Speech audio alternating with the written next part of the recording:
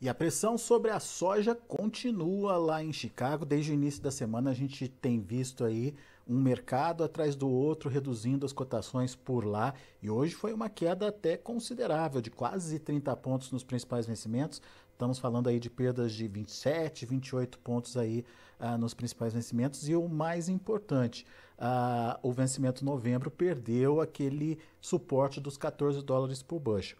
Claro que ainda não está consolidado, isso pode ser revertido amanhã, mas se não conseguir reverter, isso é um fator técnico importante aí para o mercado. A gente vai conversar agora com o Luiz Fernando Gutierrez, lá das Safras e Mercado. Está aqui já o Luiz com a gente.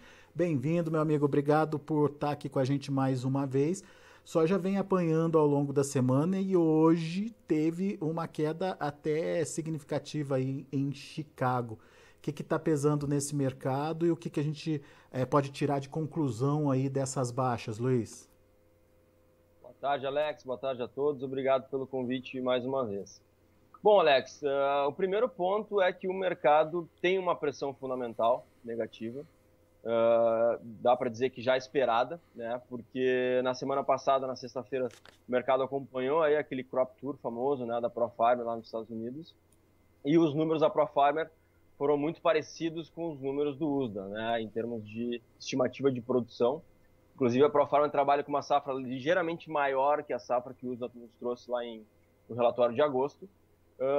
Mas o mais importante, obviamente, a gente ainda pode ter mudanças nesses números, mas o mais importante é que a ProFarmer confirma o que o USDA estava nos indicando, que apesar de a safra americana ter alguns problemas, né, em alguns estados, de uma forma geral, a safra vem se desenvolvendo bem, né? Outros estados estão compensando essas perdas.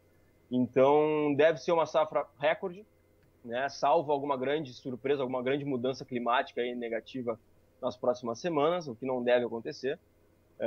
Deve ser uma safra grande, não vai ser a safra que poderia ser acima de 125, 126, mas uma safra de 123, 123,5 é uma super safra americana, é uma safra recorde. Então, isso naturalmente pesa sobre o mercado, não tem como ser diferente, né? Então, o mercado, pelo lado fundamental, tem isso, né?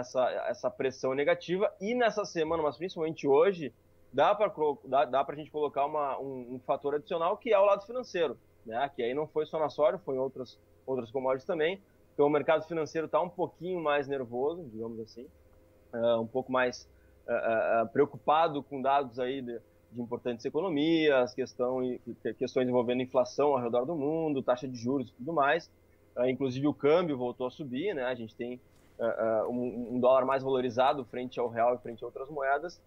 Então, naturalmente, o lado financeiro acabou pesando também e acentuou esse movimento negativo aí que a gente teve, que iniciou na semana e na segunda-feira, pós relatório da ProFarmer na sexta-feira passada. Vamos entender essa questão aí da produção americana. Vamos imaginar que 123 milhões é o consenso do USDA, do relatório do USDA, do próprio ProFarmer na última semana, enfim. E mesmo que haja algum problema climático daqui para frente, possivelmente não seria nada que mudasse muito esse quadro, certo, Luiz? Acredito que sim. Talvez 500 mil toneladas para baixo, 1 milhão de toneladas para baixo, não sei. Eu diria que é muito pouco isso. Não mudaria o quadro da safra americana, né? Não afetaria tanto o estoque americano. Claro, os números ainda têm que se consolidar. A gente ainda tem toda a colheita para avançar. A gente tem que ter clima para os trabalhos avançarem bem, né, ao longo a partir da segunda quinzena de setembro, que é quando começa a colheita de soja lá nos Estados Unidos. Então, o clima ainda é um fator importante. Mas eu diria que dificilmente a gente vai ver um grande fenômeno climático, uma grande piora climática aí nas próximas semanas. Inclusive, não é o que os mapas estão apontando, para que seja suficiente para trazer uma quebra produtiva aí que não ocorreu até agora. Então, eu acho que a safra americana está se consolidando realmente nesses números que o USDA nos trouxe e que a Profarmer agora confirmou. E você trouxe um outro ponto aí para a nossa discussão, que é o início da colheita, que tradicionalmente promove aquela barrigada nos preços, né? Exatamente, não tem como fugir disso, né? É sazonal, entrada de safra pesa sobre o preço. Óbvio que o mercado já antecipa um pouco isso, mas quando os volumes começam a entrar, naturalmente os contratos de Chicago sentem. Então, por mais que não seja uma safra de 123, que seja um pouco menor, o mercado sente isso, sente a entrada de safra. Então, é natural a gente ver um movimento negativo aí a partir do início da colheita americana, que é na segunda quinzena de setembro. Ô Luiz, e o fato de ter perdido esse suporte aí dos 14 dólares? Tecnicamente é outro fator que a gente precisa ficar de olho, certo? Sem dúvida, sem dúvida. Para confirmar, né, essa perda, a gente tem que ter a sessão de amanhã, a gente não pode ver a recuperação desse patamar, né? A gente tem que ter 2 sessões aí, pelo menos, olhando para suporte e resistência, tá?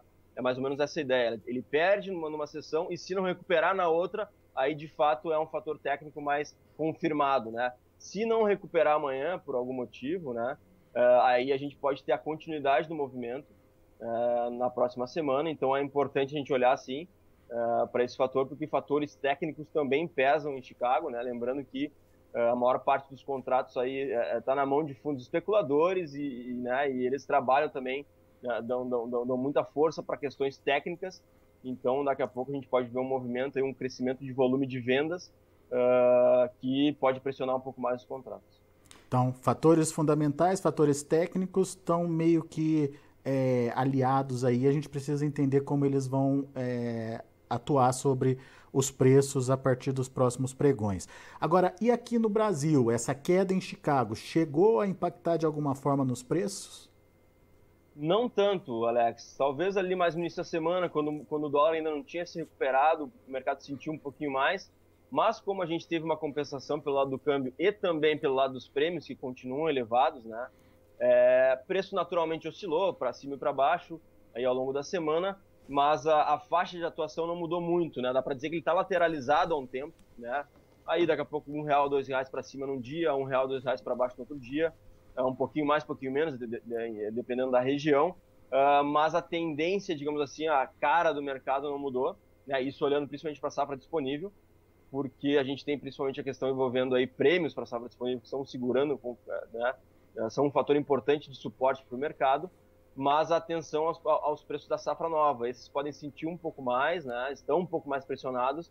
Então, aquela coisa que a gente sempre fala, sempre não, né? Mas a gente tem falado aí nas últimas semanas, é importante o produtor ficar atento aí com relação à safra nova, o produtor que não avançou muito nas vendas. Em média, o produtor brasileiro está atrasado, né, em suas vendas de safra nova e antecipação de vendas. Amanhã, inclusive, a gente vai lançar nossos números, né, Alex, da evolução mensal aí do ritmo de comercialização.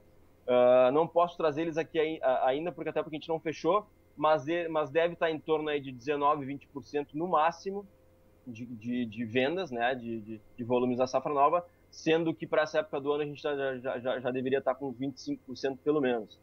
Então é importante o produtor ficar atento aí e aproveitar momentos que o mercado oferece para ele, porque em se confirmando uma safra grande nos Estados Unidos, como aparentemente vai se confirmar, e somando isso a uma possível super safra sul-americana, óbvio que é muito cedo, mas a gente trabalha inicialmente com aumento de área no Brasil, com retomada de produção na Argentina, no Paraguai, né, uma retomada aí em cima das perdas que a gente teve nesse ano. Então, uma super safra sul-americana se confirmando aí para o final do ano, início do próximo ano, Chicago pode sentir mais ainda lá na frente. Então, é importante o produtor aproveitar os momentos aí, travar custos, principalmente, que ele vai começar a plantar agora, porque é possível que a gente não veja um Chicago tão bom, não, mas nesses níveis que a gente está vendo agora, né, em níveis mais elevados aí, em 14 dólares lá na frente.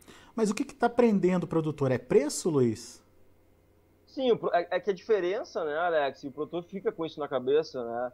a diferença de valor de safra nova para safra atual, né, é grande. A gente está falando aí de lugares que estão R$ 20 abaixo, saca? Até mais.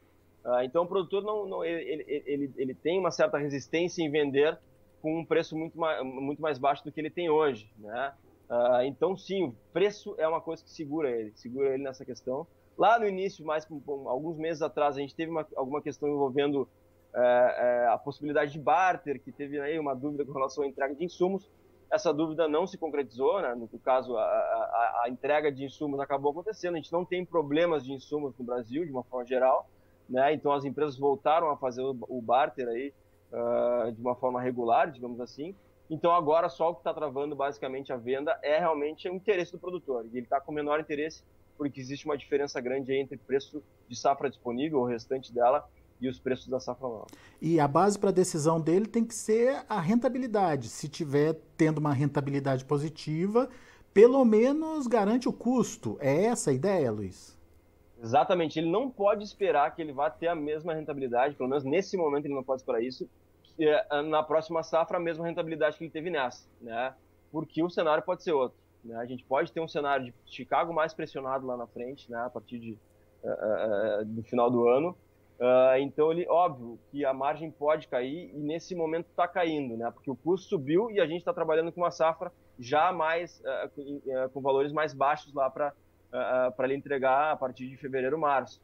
Então, naturalmente, a margem está caindo, mas isso não quer dizer que uma margem positiva não seja uma oportunidade para ele. Então, sim, óbvio, cada produtor sabe da sua conta, mas é importante nesse momento ele não esperar, não trabalhar nesse momento com a mesma margem de 2022 para 2023, porque nesse momento não é isso que está se concretizando.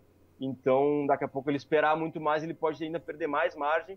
Então, aquela coisa, é importante avançar um pouco mais na antecipação de vendas para garantir aí, né? E sempre ir vendendo de forma escalonada, né, Alex? Não tenta acertar sempre no topo da curva, porque a estratégia de venda escalonada vai fazendo uma média aí e acaba sendo uma estratégia mais assertiva. Muito bem. Isso tudo a gente está falando de safra nova. Agora, deixa eu pegar o gancho aí para a gente falar um pouquinho de negociação da safra velha, a safra que está na mão do produtor e as oportunidades que ele pode ter. Tecnicamente ou teoricamente, a oportunidade de exportação começa a diminuir agora nesse segundo semestre. Então, essa soja se voltaria para o mercado interno. Tem demanda para acontecer? Essa soja ela vai ser disputada? Estou perguntando isso porque existe uma dúvida, principalmente em relação ao óleo, que está bastante pressionado por aqui. Isso pode ser um fator de restrição de demanda por parte da indústria, na sua opinião, Luiz? Eu diria que não existe preocupação com relação à demanda, né? Mas isso principalmente porque a oferta é muito menor nessa temporada, né? Isso é importante. Então, por mais que a demanda seja a mesma do ano passado, digamos assim, para esmagamento, na verdade a gente espera até uma demanda maior, para fechar o ano um esmagamento maior no Brasil, a oferta é pequena, então naturalmente existe disputa, existe demanda aí por parte da indústria para fechar ainda né, suas demandas aí para o resto do ano de esmagamento, né, até para o início do ano, dependendo como é que for o plantio, se não vai atrasar nada. Então, pelo lado da demanda, eu diria que não existe preocupação não, Alex. A gente, de fato, tem um momento de queda de exportações, é natural, é sazonal isso, né, a partir de setembro, aí, outubro, a demanda migra para os portos americanos, isso é normal, a gente, né, tem uma queda de demanda por exportação brasileira, mas como a gente teve uma quebra muito grande, o pouco volume que ainda resta a ser negociado vai ser disputado sim, porque o mercado interno ainda precisa honrar seus compromissos aí de esmagamento, e mesmo essa questão envolvendo o óleo um pouco mais pressionado, a gente ainda tem uma margem interessante no farelo, e então isso talvez mantenha a demanda aí normal, digamos assim, que não deve nos trazer problema aí por esse lado. Muito bom. Luiz Fernando Gutierrez, meu caro, muito obrigado mais uma vez pela sua participação conosco aqui no Notícias Agrícolas, trazendo sempre informações importantes que nos ajudam a entender e principalmente a promover cenários aí que possam ajudar a entender o que vem pela frente. Obrigado, Luiz, volte sempre, meu amigo. Obrigado, Alex, um abraço, até a próxima. Até a próxima. Tá aí, Luiz Fernando Gutierrez, Safras e Mercado aqui com a gente.